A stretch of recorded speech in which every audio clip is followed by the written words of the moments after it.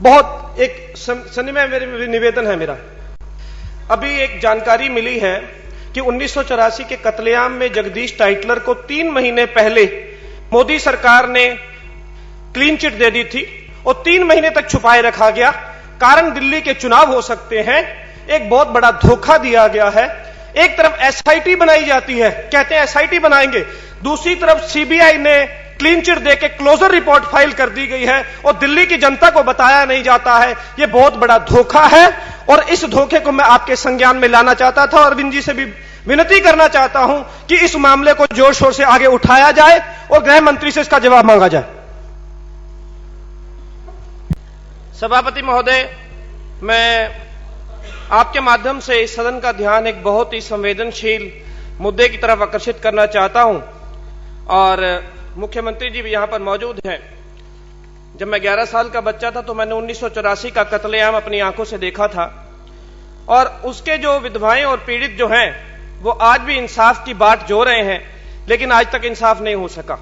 खासकर मैं जिस राजौरी गार्डन विधानसभा से चुनकर आता हूं तो वहां एक इलाका पड़ता है जिसे विडो कॉलोनी कहा जाता है, तिलक विहार। वो उसका कुछ हिस्सा मेरे इस विधानसभा में पड़ता है, कुछ हमारे दूसरे जर्नैल सिंह बैठे उनके में पड़ता है। वो आज तक उस इंसाफ की बाट जो रहे हैं और मैं मुख्यमंत्री जी बैठे हैं, पिछली बार एसआईटी का गठन किया गया था, स्पेशल इन्वेस्टिगेशन टीम का, और इस बार हम फिर पूर्ण बहुमत के साथ इस सदन में चुनकर आए हैं। तो मैं आशा करता हूं कि उसके ऊपर कार्रवाई को आगे बढ़ाया जाएगा।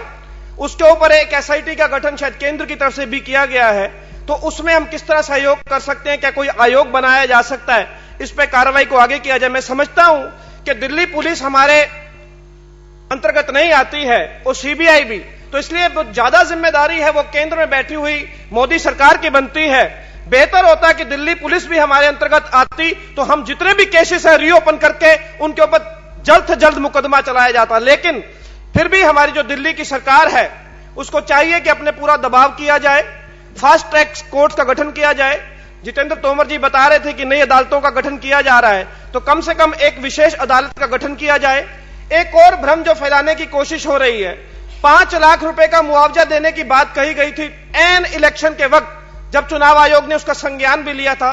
सिर्फ 17 लोगों को वो दिया गया। उसके बाद लोग हमसे पूछ रहे हैं कि वो पैसा कब दिया जाएगा, कैसे दिया जाएगा। तो एक बात आ रही है कि ये पैसा जो राज्यों की सरकारें हैं वो देंगी और उसके बाद रिएंबर्समेंट किया जाएगा। अगर ऐसा है तो वित्त मंत्री जी भी मौजूद हैं कि ऐसा कोई उनसे कम्युनिकेशन आया है, तो क्या जो बजट हम अनुदान मांगों में ला रहे हैं, क्या इनका कोई प्रावधान किया गया है? आखिर वो लोग कब तक इंतजार करते रहेंगे? उनके घरों की मुरम्मत के हमारे मैनिफेस्टो में भी था, तो उसमें वो जो कुछ बातें हैं, मेरा मानना है कि समय कम है विशेष उल्लेख की तरफ, कभी इस पे ज्यादा चर्चा का विषय मौका मिला तो बात करेंगे।